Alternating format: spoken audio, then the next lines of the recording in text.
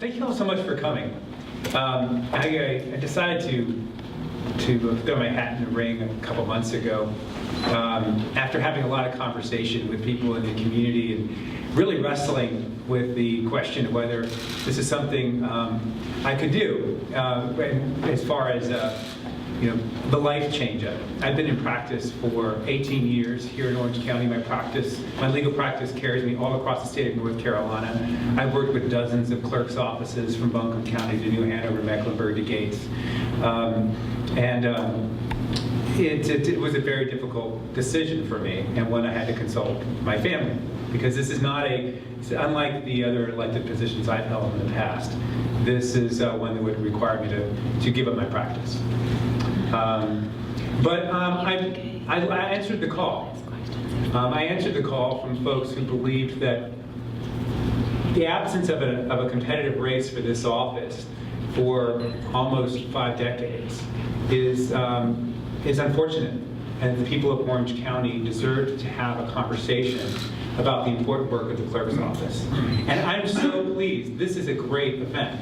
I think this was an extraordinary educational experience. I think Jane and Ann were outstanding in describing the complexities of and the depth of the work of the office. The fact that we should always, I think, have an opportunity every 4 years for us all to have this kind of education and decide the direction of our office. The reasons folks called that were provided to me and gave me the opportunity to consider whether I should file were 3.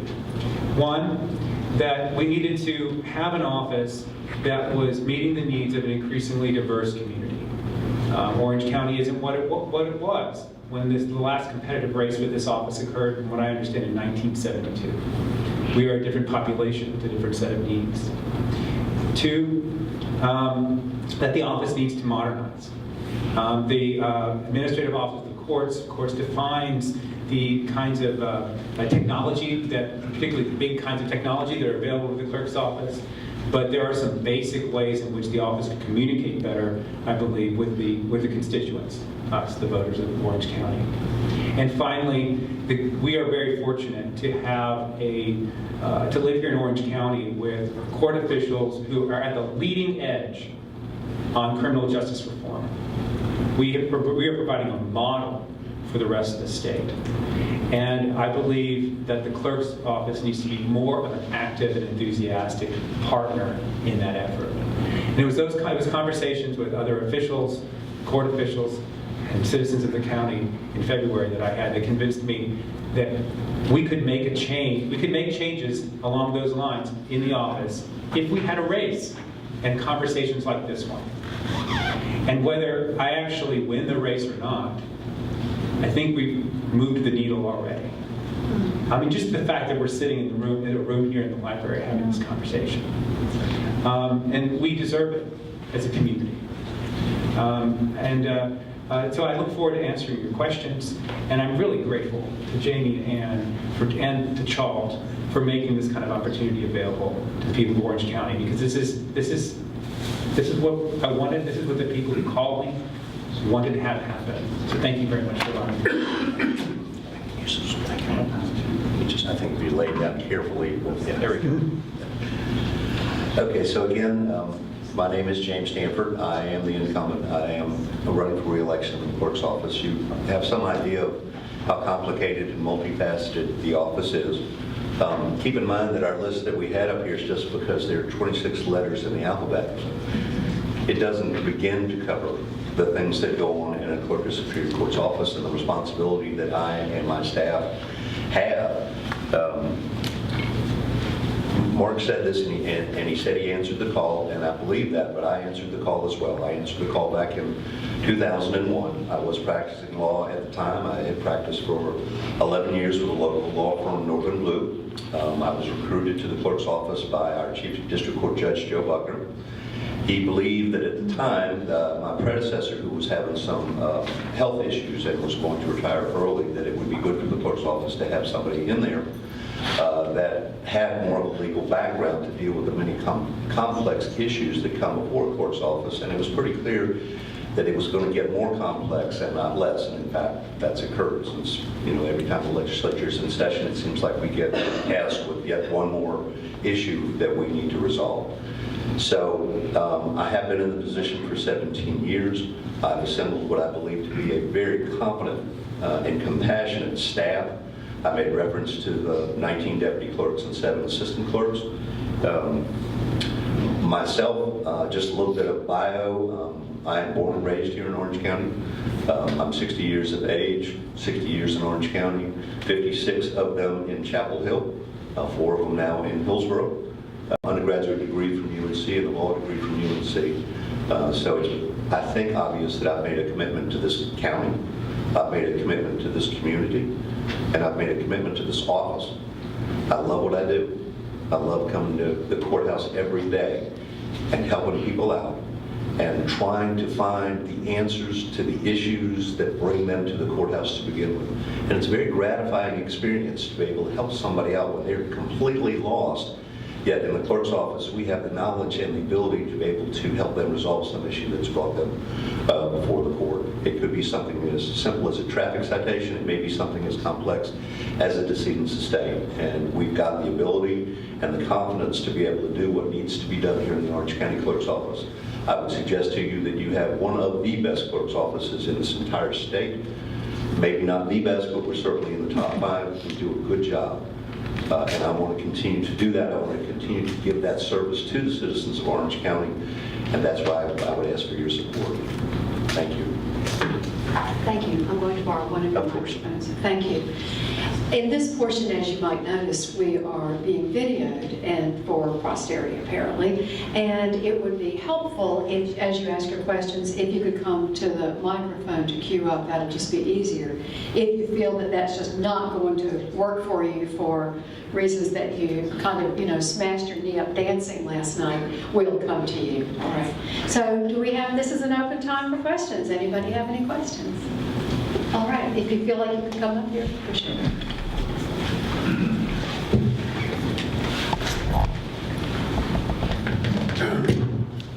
I'm a lawyer, Tom. I've been here for 45 years. My name is Lunsford Long.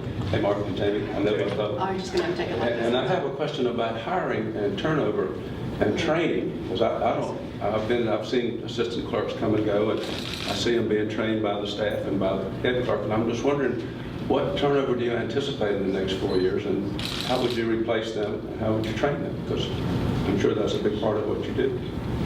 Can you talk about that? Yes, I can talk about that. This is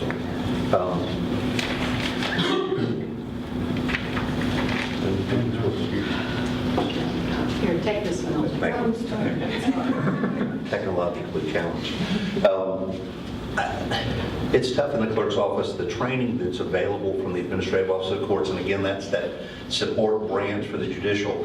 They have classes and so forth, but for the most part, training a new deputy clerk as he or she comes in the door is going to be the responsibility of the office. Now, in terms of turnover, I have a fair number of assistant clerks and deputy clerks that quite frankly could retire right now. But they choose to stay with the clerk's office. I think they love what they do. I think they enjoy working with their fellow clerks. But it could happen relatively quickly, and then they would have to be replaced. I've lost a number of assistant clerks. We had a voluntary reduction in workforce where a couple of assistants actually left. The legislature put a bunch of money on the table and said, if you'll quit, we'll give you the money. And they did. Unfortunately put me in a very bad position because I had some people that I had to say, I won't allow you to do it. I won't allow you to take the money. I still have not gotten over that. I hope that answers your question, Mark, that you want to address. Sure, I would love to. Thank you for the question, because I think that's someone who in the office. I've seen some faces there for a long time. I've only been here for 30 years, so not quite as long as Mr. Stanford. But there's distress when there's turnover. clearly. It creates a disruption with any staff, particularly one that is charged with doing the kind of work that the clerk's office is charged with doing. But we should also look at it as an opportunity. By the way, I want to be clear that I have not thrown, none of the reasons that convinced me to file for this office were we need a clean house in the clerk's office as far as the staff. They are exceptional professionals.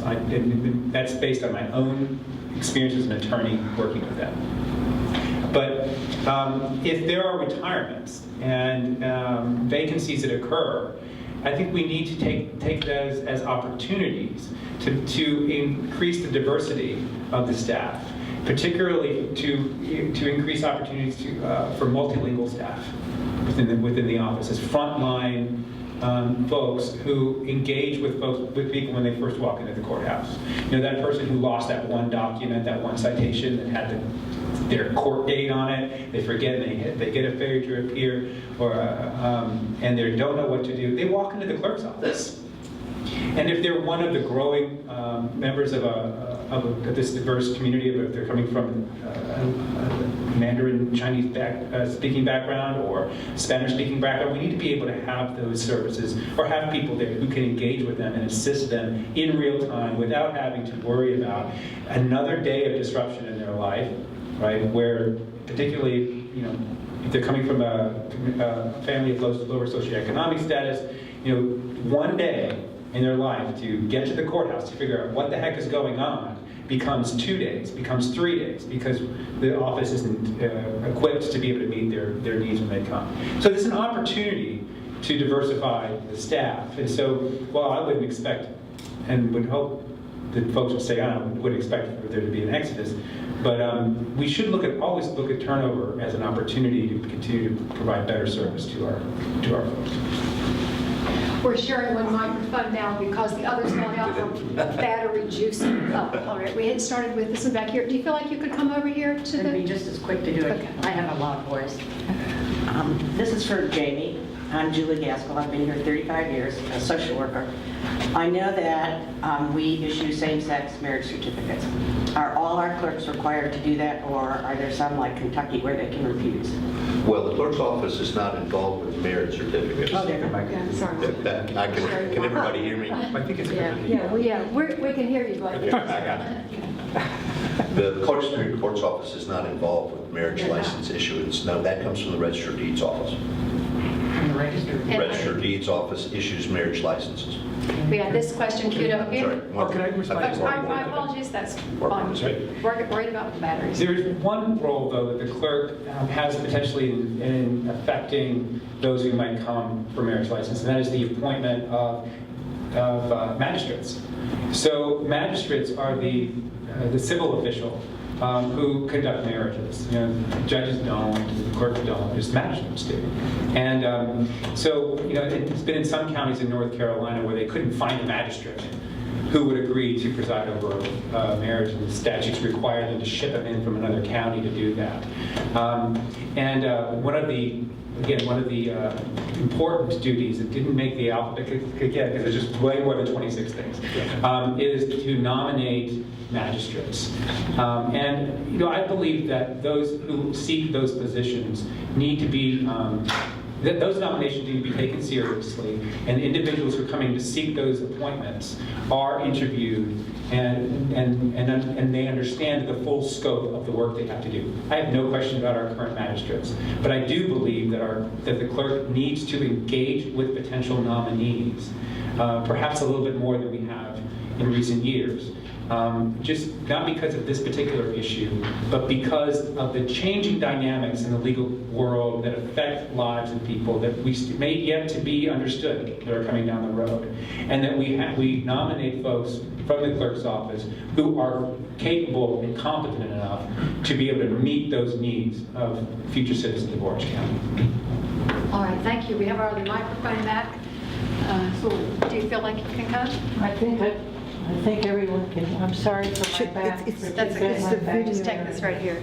Our I rocks wonder are... if both of you would please discuss your intentions to make it seemingly more equitable for same-sex married couples to apply for adoption. There has been some controversy within the community, and I'd like to know where you both stand on this. Who would like to go first? I got past the microphone, I'm not starting. Okay,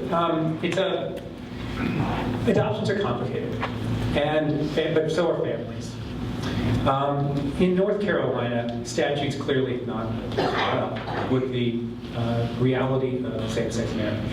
And so lawyers across the state of North Carolina are recommending to their clients who are in same-sex marriages, and particularly in the cases of two women where one of them is a biological mother, notwithstanding the fact that both parents have been working to create this family, okay, that they're advised by their counsel oftentimes to get a step-parent adoption. That's a legal fiction, because on its face, no one involved here is a step-parent, right? Because this is not, that you're not step-parents, it's not a relationship that broke up or whatever. So so we're beginning with a hammer trying to turn a screw.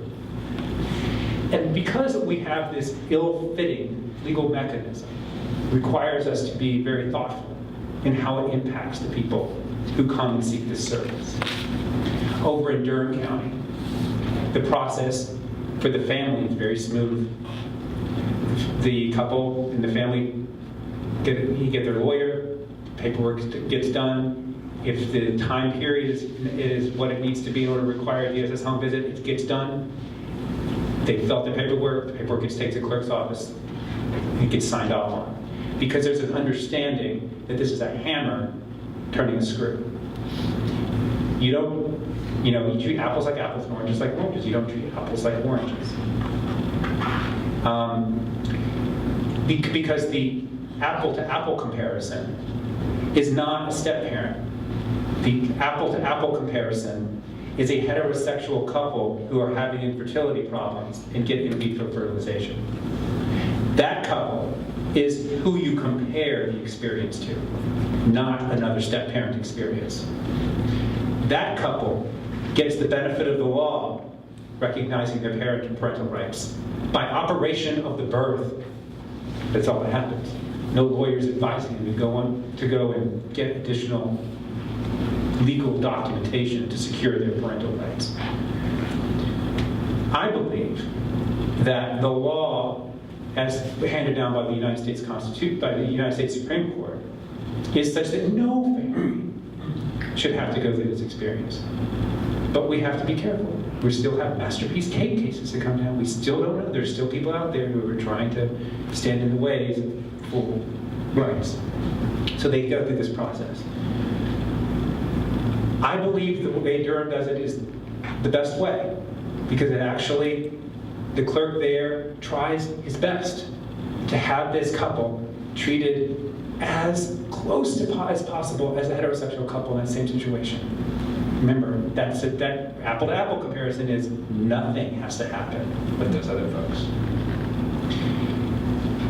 In Orange County, we've been treating these couples like step-parents, and they're going through the same process, and the apple-to-orange comparison is being made.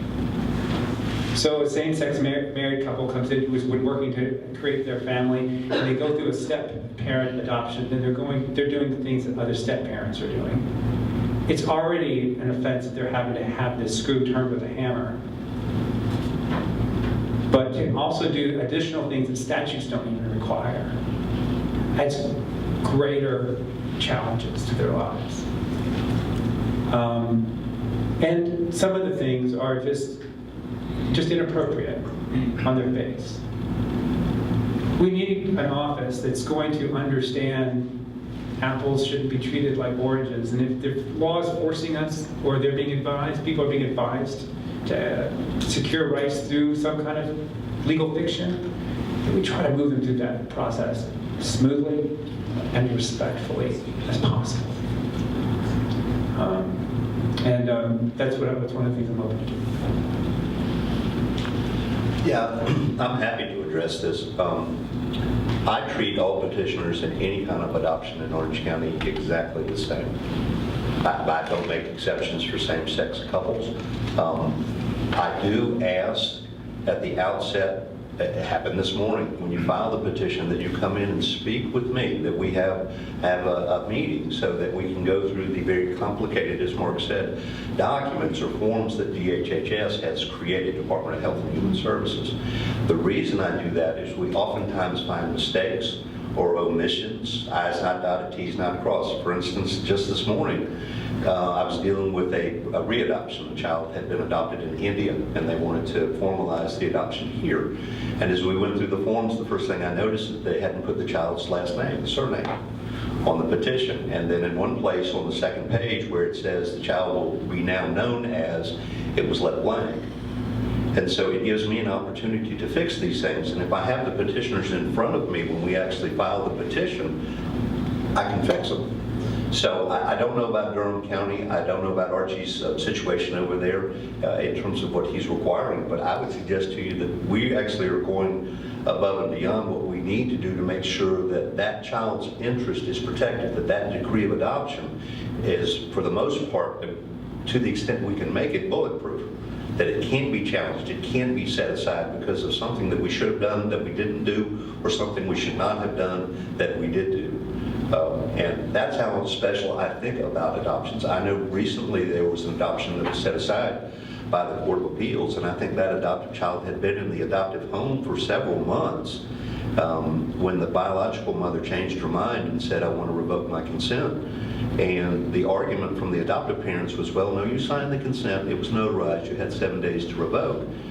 The biological mother argued, no, I was never given a copy of the consent, therefore I did not know how to revoke it.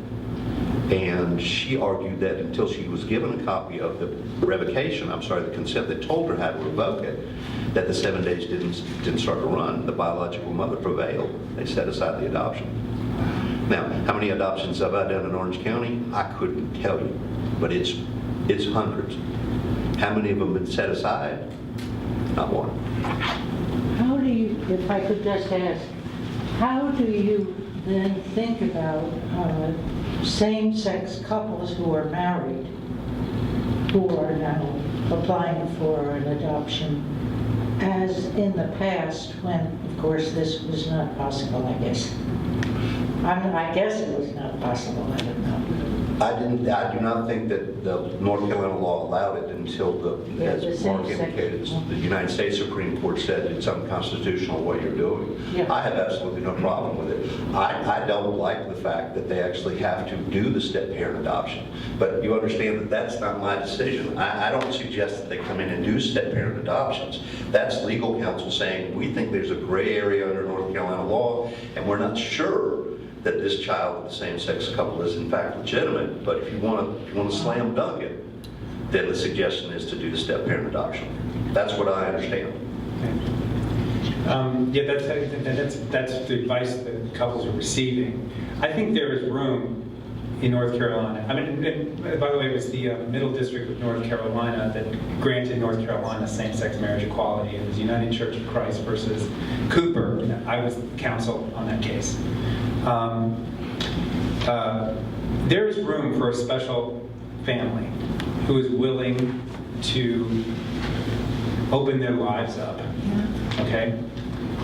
And allow me as clerk to say I'm not doing a step-parent adoption for you because there's no step-parent here. And allow the clerk to be sued.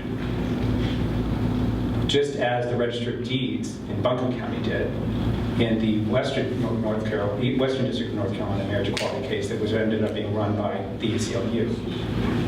Now, that would take a very special family. Because when you're creating a family, you know, it's about that. It's not about being litigants. But we need a court decision to say Obergefell means what it says. And Pavine, which is the case that came down in the U.S. Supreme Court last year, means what it says. You can't, because in Arizona right now, there's a divorce that happened. And one mother is telling the court that the other mother was never the mother, right? And that's just why these things are so important, because we don't want families here in Orange County to have to go through that. That's why they're having, but if we had a North Carolina judicial decision that would clarify this for everyone, I think that would be helpful. And I think special families suing the clerk of court of Orange County might be one way to do that.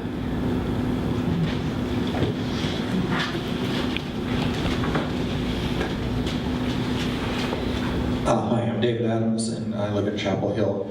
So what I want to sort of go back and get it, with this discussion, sort of go with what the underlying philosophy is. And because a lot of times we hear about, quote, activist judges, and that they may go beyond, maybe where they should in terms of making decisions. So I sort of sense, Mark, that you take this office as a little more of an activist role in one situation or another. So I just like to have a comment on that, and rather than let's move it off of adoption and gay adoption, and because I'm interested in the other great change that's gone on in our community, and that's immigration. And I believe we declared this to be a sanctuary city, or maybe not. I don't know if it was official or not, but you get my point that we go ahead and decide that we're going to declare ourselves a sanctuary city as opposed to what the federal government is saying about that situation. So maybe you could take, and I don't know if the clerk of courts has anything to do with immigration, but I just would like to give that as an example of, to hear both your opinions on whether you're going to take sort of an activist point of view or a constitutional point of view, if you will, and just go by the book of what we have now. Who would like to speak first?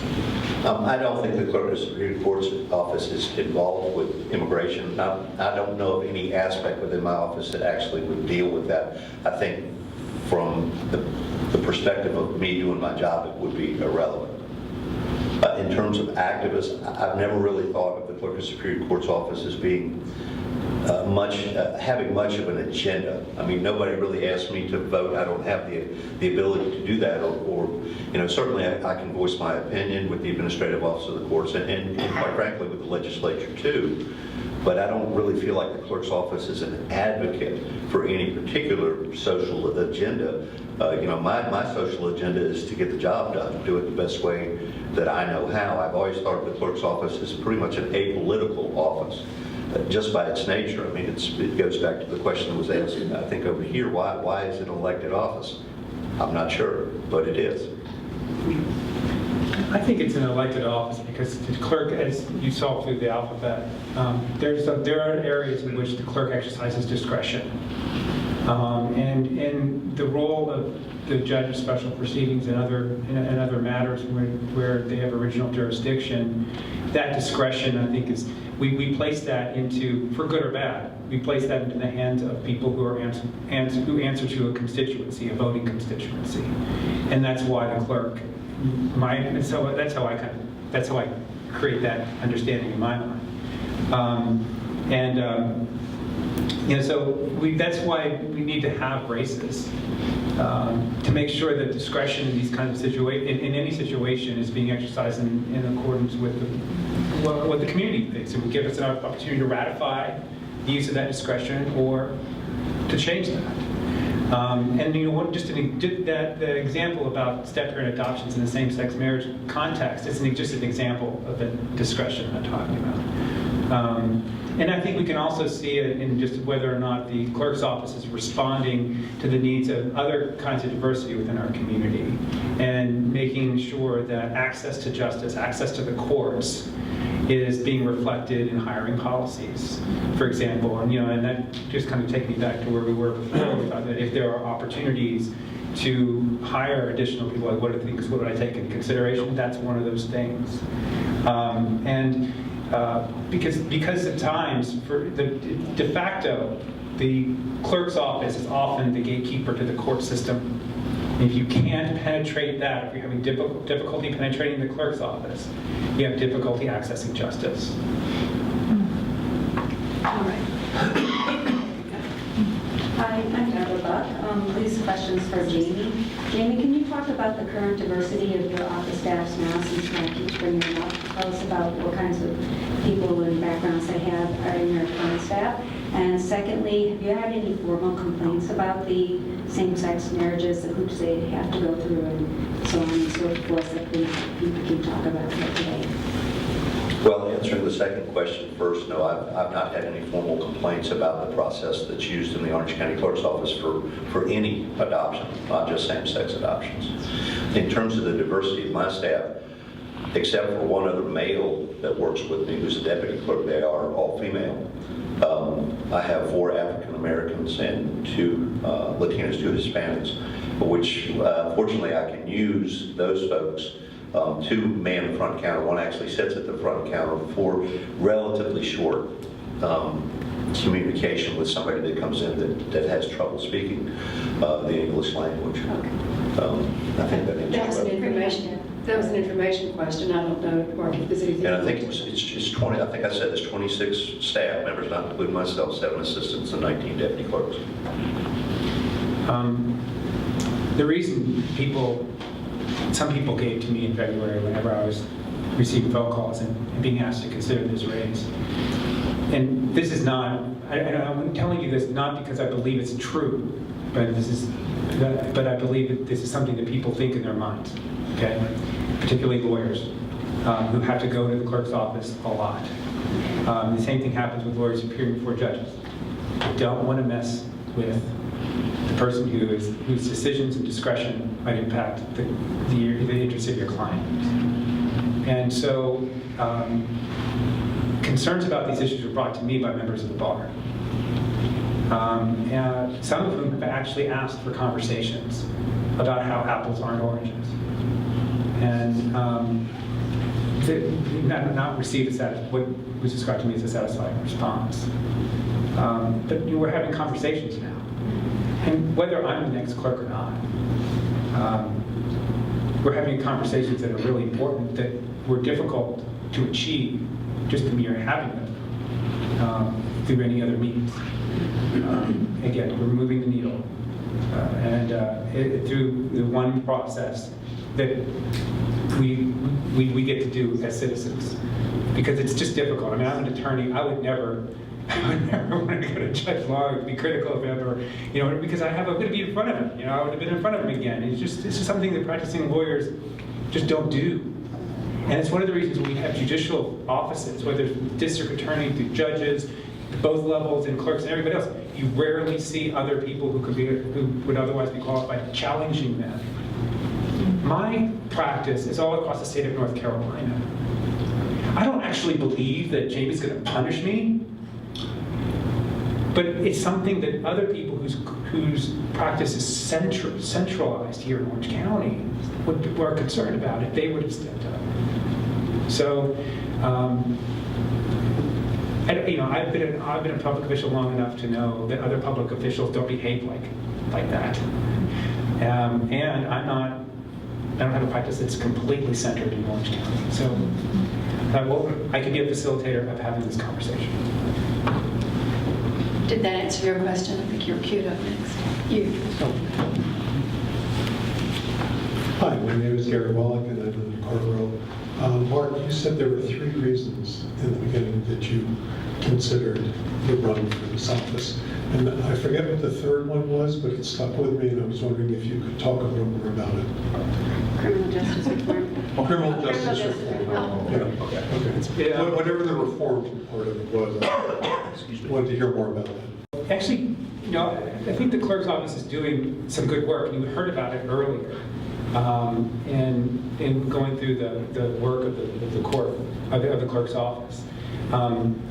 But I think there's opportunity here to turn it up, from 6 or 7 to 9, 10, or we can go all spinal tap on you and get to 11 as far as the interest that the clerk takes in being a participant in the creation and implementation of criminal justice reform in Orange County.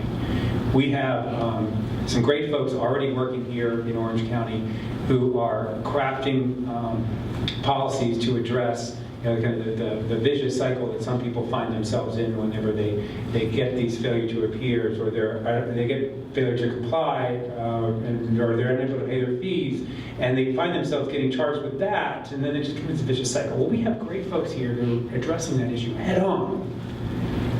And one of the things I would like to do is to ramp up that level of participation coming out of the clerk's office. The clerk carries with him, of course, the burden of a budget that's limited from elsewhere, right? And a staff that's pretty much set by based on the population that we have. So you have to be creative. But it's a level of creativity that other parts of the system also have to employ. And I think we can be better partners with the rest of the justice system in not only implementing but crafting some of these policies. And we heard earlier how I think Jamie deserves a lot of credit because for what he is doing, because the clerk has a special relationship with these people, with the people who find themselves in these situations. Maybe the first office to get the stories about why they're not complying, right? And that's an important source of information. And it's already, it's become an important part of the way the current policies are developing in the office, and it's also important for how other members of the court system are dealing with it as well. Yes, I would.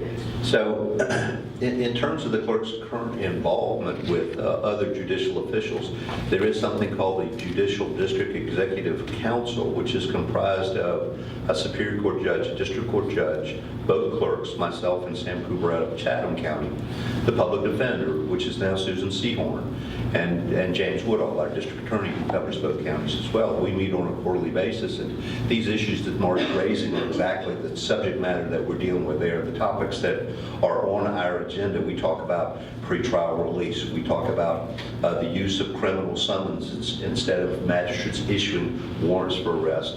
As we discussed, the orders for arrest, I think we've gotten those under control and do a fairly decent job with those for the folks that need a break. There was a reason that they didn't make it to court. I also am a member of the Justice Advisory Committee, which is a committee that was set up through the Justice Resource Center, which is part of Orange County Commission, funded that with Kate Finhagen and Ted Dorsey. There are a number of social service agencies and judicial officials that serve on that, along with 2 county commissioners, and we meet probably every other month, and this is the type of stuff that we're talking about, is this criminalization and what we can do about it. One of the issues that actually is getting rolled out, and this came out of JDEC and the Judicial Advisory Committee, is a reentry program for folks that have been in jail or been in prison and now are coming out, and it's very difficult to sort of get back in the society and in your community. And we're very pleased that that's getting ready to get rolled out here in the next few weeks. All right, this is our final question, and we're going to let the summary, they'll respond and also summarize any final comments, which is there anything that we don't know that we need to know? And we'll finish up at 1 o'clock. So you'll have probably 90 seconds each. So we'll get this question here. I'm Tom Henkel, and Mark, this question for you. It appears to me that one of the chief characteristics of the clerk is a supreme manager, because you've got a staff of 26 and you have to maintain the records and maintain proper paper flow, or else the lawyers and the judges would go crazy. So Mark, tell us, what is your past experience in managing a staff of upwards of 26? I know you were the mayor, but you weren't directly managing a whole lot of people.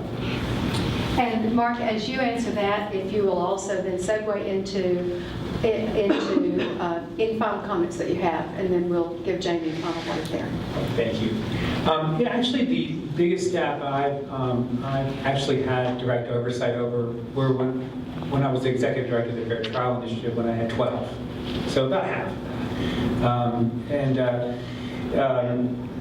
And also I've been an attorney for 18 years, working on some of the most complex criminal cases you could imagine, with boxes of paper that would fill up half this room. When you have a capital case, when you're a post-conviction attorney and you're reviewing a capital case, trying to get someone off death row after they've had 2 trials and 2 different resentencing hearings, you're often the depository for the tidal wave of paper that's generated from all of those. And so organization and management of employees is not anything that's foreign to me. What a lot of people don't, and I know you know this, Tom, but the mayor is the chair of a board of directors that runs the town. I mean, I didn't take time off from being an attorney when I was the mayor. I was running the Fair Trial Initiative and running a law practice. I'll just segue. Yeah, and we'll give you 90 seconds. Okay. So I want to thank you all again for inviting me and for having this great educational opportunity for people in the community. It was something I'd hoped that would happen for the first time in generations, that people of Orange County are learning about the clerk's office. As I said a minute ago, I'm an attorney. I've been here in Chapel Hill for most of the last 30 years. Been practicing in law, both in criminal and civil rights cases and disability rights cases for those 18 years. I graduated also here from Carolina, double Tar Heel. Before I was an attorney, I was a teacher. I'm the first, I don't come from a long line of great public servants. I'm the first person in my family to go to college. Still I'm the only person in my family to have a 4-year degree. I've given my life to public service. One of the things that I found disturbing over the last couple months is that were questions that people were asking me about something else, about ambition, like, well, this being some kind of a launching pad or stepping stone to anything else. Clerk of Court's office is not that. I don't expect it to be. People have imputed ambition on me that doesn't exist most of my life. But I went to college so I could be a high school teacher. I'd have never left that if my kids hadn't been dying on the streets of Charlotte. That's why I went back to law school. I wouldn't have gone to the Center for Death Penalty Litigation and represented people on death row for the last 18 years, taking disability rights cases pro bono, if I had some ambition to be some white shoe lawyer in Raleigh or New York. Is that the kind of family I came from? Is that the kind of person I am? I threw my hat in this ring the same reason I made every other professional life choice that I've ever made in my life, to try to move the needle on reform. I am really pleased that here, even 2 weeks before the election day, I know that needle's already moved. If for no other reason than you're sitting here listening to 2 people talk about why they continue being clerk of court. This office has the ability to make real difference in the lives of people when they're at their most vulnerable points in their lives. I have a lot of experience with that. And if I'm successful on May 8th, I'm committed to putting that to work for you. Thank you very much. Thank you. We'll give you 90 seconds. Okay.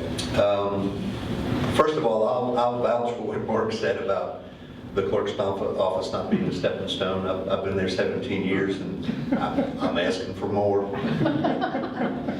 I will tell you this. I got there May 1st, 2001, so I have an anniversary coming up in the clerk's office. I thought I knew what a clerk of Superior Court does. As you can tell, it's very, very complicated, and it was tough to begin with. I had the learning curve was steep. But I will tell you this, I've been there 17 years, and I've learned it. What you had was just a sample of what my office deals with on a daily basis. It's complicated, it's multifaceted. Every time you turn around, there's something new. But I will tell you again, in the 17 years that I've been doing it, I've learned it, I've loved it, I'm committed to continue to do it. I do come from, that's 90? 5 o'clock? Okay, sorry. No, Mark talked longer than 90. Okay, carry on for 30 minutes. Well, I come from a long line of public servants here in Orange County. As I said, I'm a lifelong resident. My grandfather was on the county commissioners. My father was in the House of Representatives. My mother was in the House of Representatives. She also was a judge here in Orange County. And so I never think of myself as a politician. I just think of myself as a public servant. And I want to continue to do that for you in Orange County. All right, let's thank both our candidates.